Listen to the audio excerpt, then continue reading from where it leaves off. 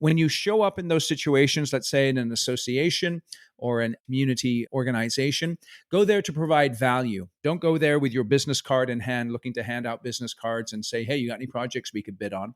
Go to provide value. Let people get to know you, play the long game, and be patient. Because as you're showing up with integrity, as you're showing up providing that value, people will get to know you, trust you, and like you. Today's guest is an expert at helping construction companies grow and scale their business, not just by giving you the right mindset, but also giving you the right tools. He's a featured author, and he wrote a book called Construction Genius, and it's all about sales and marketing for a construction company, how to really grow a business that's scalable.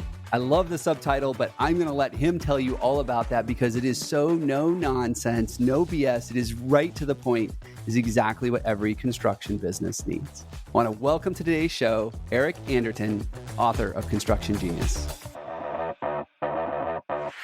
Eric, welcome to the show. Ryan, it's a pleasure. Thank you for having me on.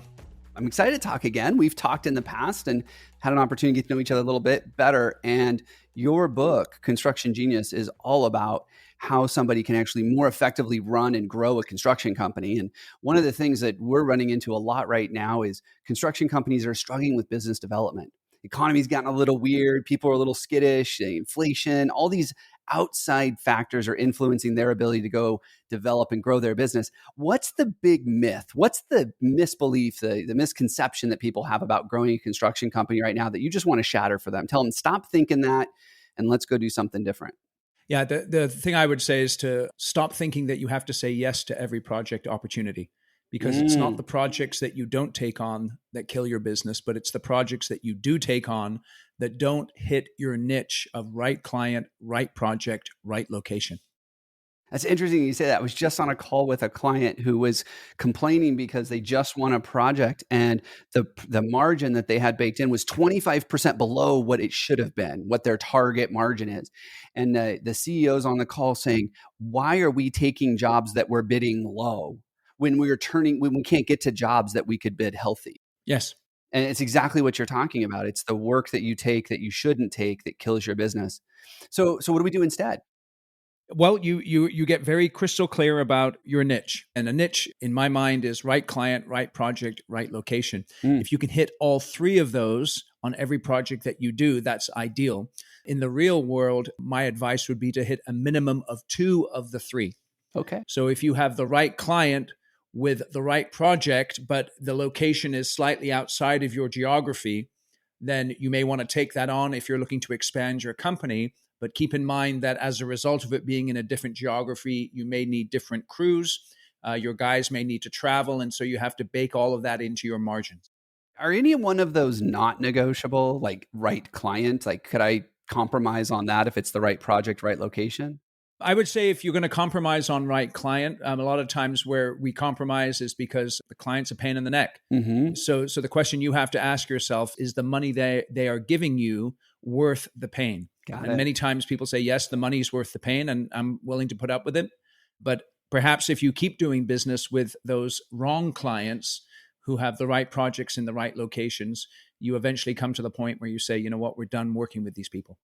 Yeah, because I imagine wrong location, eventually you just say, hey, we're starting another branch. You get enough in a new location. That's an easy one. But wrong client, I could imagine that after a while, that not only is going to hurt you personally, but it's also going to hurt your team as well because of the stress and everything else that goes along with that. Yeah, let me make a distinction. I think by wrong client, I don't necessarily mean someone who's demanding. If you have a demanding client that pays on time, that's great. But if you have someone who is unreasonable, who doesn't work well, who doesn't communicate well and slow pays, then go in with open eyes. Fair enough. Okay, so we've got this. I love this: right client, right project, right location, and we're looking for at least 2 out of 3, if not all 3 out of 3, to really help you with niching in the business, is what I've heard. So, how do we take a step towards that? Like, what's the first thing we should be looking at doing if we're not doing that today?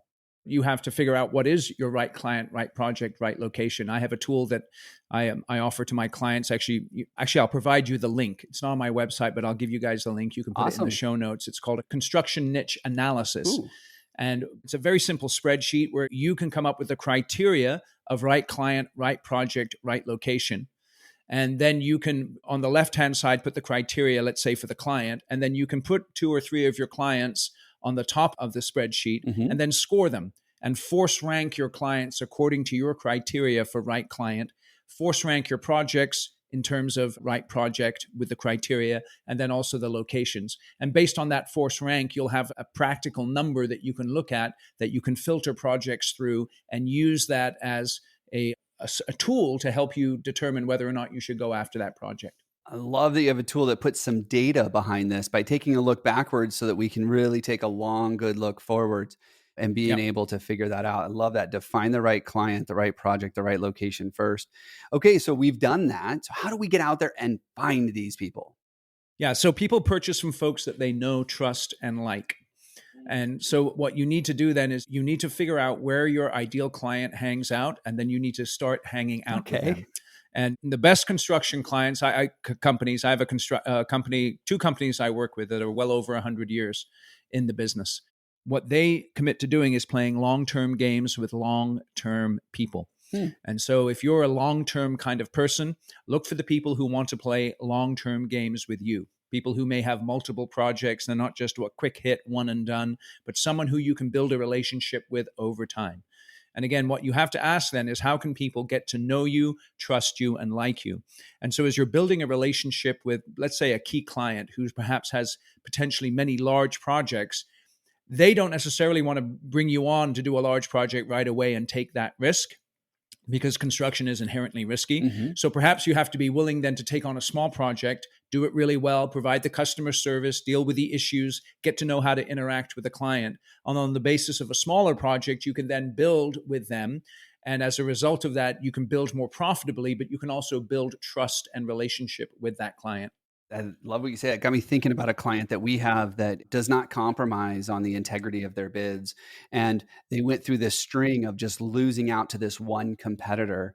And competitor went bankrupt a couple months ago. And all of a sudden, all these jobs came to a screeching halt. And it was because they were compromising on their bids, not having integrity in that. And so now they're looking back and they're like, hey, can you take on some of these projects for us to help us out? Because they kept that integrity and they kept focused on the things that were important to their business, which was all a long-term relationship for them. I mean, that was the thing. Like, Yeah. we're not going to compromise because the relationship with this group of people is more important to us than winning this bid or winning that bid. And it's now paid off. Yeah, and it's interesting because as a contractor, you have relationships not only with your clients, but with your project partners. If you're a GC, obviously you need to build good relationships with your subs. If you're a sub, you have to service your GCs, you have to service the people who supply you. And it really is incumbent upon you to have that long-term perspective. We know there's lots of cowboys out there who come and build a company really quickly. They can generate a whole bunch of revenue. But like, as you said, a lot of the times that company is built on the sand. And once the storms come, boom, the company's gone and opportunity then arises for other people. Yeah, I love that long-term perspective. So we figured out who the right people are. We figured out the right projects, right location. We've got that long-term perspective. We're looking for those people. How do we start building the relationships with them? One of the mistakes I think that some people make in business development. Stop turning away work, burning out your team, and working so hard. Learn about the proven process that businesses everywhere are using to save time, save money, and hire all the people they need. We'll train your team to implement and run this process in-house so you can grow as fast as you want. Book a call with our team at corematters.com. Is they spend too much time hanging out with their competition. Mm. So the first thing I would do is I would really understand, where do my clients hang out and what are they interested in? What are the community events or the community organizations that they support? What are their interests? And then just start spending time with them. Associations can be a good place to do that. I'm involved in a number of construction associations. I spend very little time hanging out with people who do what I do because, again, I don't have much time. And I want to make sure that I use my time wisely. Yeah. When you show up in those situations, let's say in an association or an community organization, go there to provide value. Don't go there with your business card in hand, looking to hand out business cards and say, hey, you got any projects we could bid on? Go to provide value. Let people get to know you, play the long game, and be patient. Because as you're showing up with integrity, as you're showing up providing that value, people will get to know you, trust you, and like you. Just keep that in mind. I'm seeing a pattern here with that. No, like, and trust. I was waiting for it. No, like, trust. That's exactly who people buy from. And remember, they're taking a tremendous risk signing contracts with you to build a project.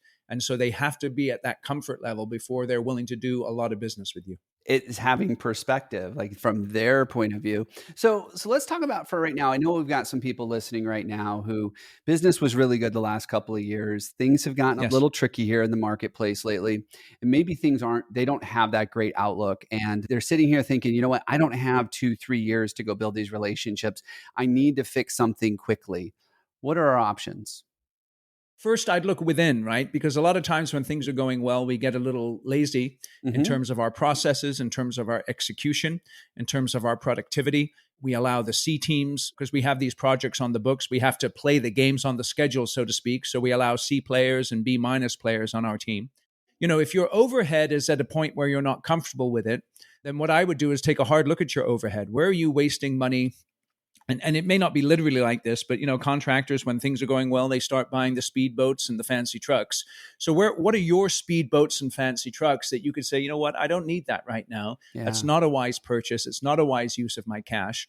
And I'm going to do the best that I can to scrub my overhead, be lean and mean, and then look at the way that my guys are building, the way that they're showing up, the way that they're producing, and pay close attention to that. Because if I can extend the gap between the money coming in and the money going out, then my profit is going to rise. And we all know that the top line revenue is not what counts in construction.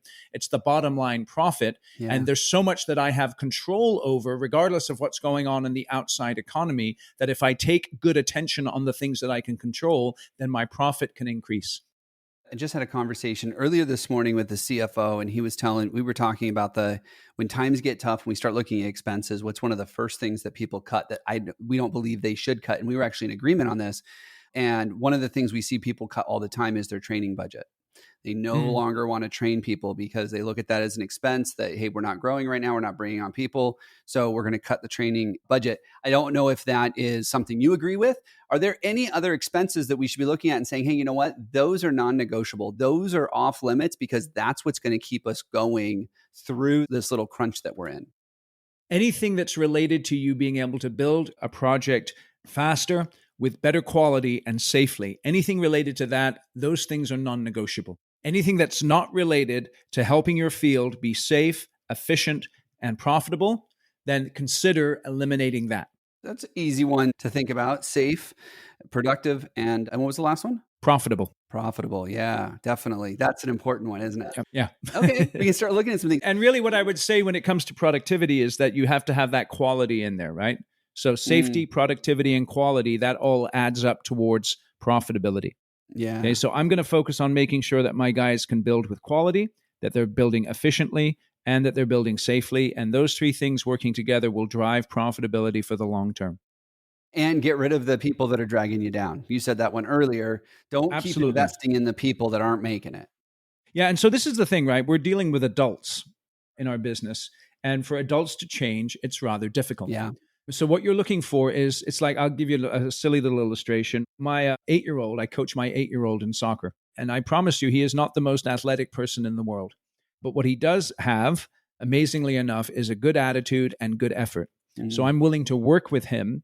And I appreciate him because he does have good attitude and good effort. So what you want to be looking for is those people who have good attitude and good effort with the requisite intelligence so that you can be training them on the long term. Because one of the mistakes that a lot of contractors make is they allow people who have technical skill but a crappy attitude to pollute their company. And now some contractors, what they'll say is, okay, I know that guy is ornery and he's not really a cultural fit, so I'm going to isolate him over here and let him do his thing. Now, if you can do that without ruining your culture, fair enough. But unfortunately, what a lot of companies do is they allow those highly skilled people to stick around, and it does infect the culture in a bad way. So you should be thinking through who's the right person in the right seat in my organization, and you should always be looking to develop a team of A players as opposed to that mixture of A, Bs, and Cs. Yeah, the fog the mirror test, I like to call it, right? Like that's how we interview people and hire them. One of the things that I see happen to that point is if you do start hiring people that aren't a cultural fit, just be careful of what kind of message you're sending to the rest of your team. Because they're watching. That's the thing, right? Yeah, you see that, and I get the lot. See, because you're listening to this and like, Eric, easy for you to say, right? I got projects to build, right? Yeah. Right. And I totally get that. But what you have to do is that if you are allowing that highly technically skilled person who's not a cultural fit in your company, just know that it's impacting other people. They see it and they're not stupid. So Yeah. you have to ask yourself, am I willing for that impact on my company? Yeah, that's a great point. So let's talk about your book for a minute. You got a book called Construction Genius, been out for almost a year now. You and I were talking because I've got a book coming out. Keep promoting the book. I want to promote the book. Tell me a little bit about Construction Genius. If someone were to pick up your book, what can they expect to get out of that? Now, the great thing about my book is that it's very straightforward. So it's simple, effective, no BS leadership, strategy, sales, and marketing advice for construction companies. So when you pick up the book, the first thing that'll happen is it will resonate with you as the owner of your construction company because it's written for you. And as the owner of your company, you must be a master at leadership, strategy, sales, and marketing. And in order to do that, you have to understand what it means to be a leader and how to communicate effectively with the people in your organization. When you pick up my book, you will learn a very simple framework to help you to communicate 3 messages that every leader must be speaking to their team on a daily basis. And the reason why it's so simple is because all you have to do to remember it is grab your ear. Ear is spelled E-A-R. The E stands for encouragement. And the message you communicate with that is, you can do it. The A stands for accountability. And the message you communicate is, did you do it? And then the R stands for recognition. And the message you communicate there is, you did it. So if you can encourage, hold people accountable, and then recognize them on a regular basis, it's going to make you far more effective as a leader. That is music to my ears. I love hearing that. Recruiting and building teams is so important to me. It's something I'm so passionate about. I'm listening to you talk about this book, and you're saying you must be an expert at all of these things as the owner. I imagine you dig into the book how to get started doing that, especially if I don't feel like Absolutely. an expert in any of them right now. Yeah. So, and the great thing about expertise is it takes a while to build up. So when I say expert at marketing, you may think, Eric, I know nothing about SEO. I know nothing about publishing something on my website. I outsource all of that. And I get that. I'm not talking about necessarily a technical expert, but an expert at marketing understands where marketing sits in their company. They understand that marketing and sales work hand in hand together. So marketing is to attract people to your company, and then sales is to build relationships with them and close business with them. So you have to understand with marketing what attracts the right client with the right jobs in the right locations. And then with sales, you have to understand how to engage your clients so that you can land those projects. I love hearing you explain this stuff. You make it sound so simple. And I imagine that reading your book, it'll be one of those things that'll people be able to read through and go, I get it. I can make it happen. And I don't have to be an expert overnight, which is great advice. So how do people learn more about you, Eric? How do they learn more about your book? How do they learn more about you? I know you even said you have some resources on your website that they can download. Yeah, you can go to my website, constructiongenius.com/resources. There are a number of resources about strategic planning, succession planning, running effective meetings, and really getting a clear picture of what's most important to you as a leader. You can download those as well. I will provide you guys a link to that niche analysis that you can put in the show notes there. And so you can download that as well. And that's a really cool tool. And then, of course, here's the book. I love it. I know, huh? I love it. It's cool. Let me tell you where I got the subtitle from. I got it actually from one of my clients because he was reviewing a leadership course that I put on for him. And he was telling me what he liked about it. And he says it's effective, hands-on, practical, simple, no BS. And so if that's who you are as a leader, I promise you this book will have a tremendous positive impact. And you can go to Amazon and get it. It's only $20 a copy. Awesome. And for those people that aren't watching right now, can you read for them the subtitle? Because they may not have seen it. Yeah, again, so the title of the book is Construction Genius. And the subtitle is Effective, Hands-On, Practical, Simple, No BS, Leadership, Strategy, Sales, and Marketing Advice for Construction Companies. I don't know if it gets any clearer than that. I mean, it's a mouthful, but I don't know if it gets any clearer than that, Eric. Yeah, see, that's the thing is that I just want everyone to understand what they're getting into when they open the book. That's what you're going to get when you purchase the book. Fantastic. Eric, thank you so much for being a guest on the show. So much information in such a little bit amount of time. I'm sure this is going to be one of those episodes that gets listened to over and over again, just so that we can unpack it all. Thank you, Eric. Thank you, Ryan. I appreciate you having me on.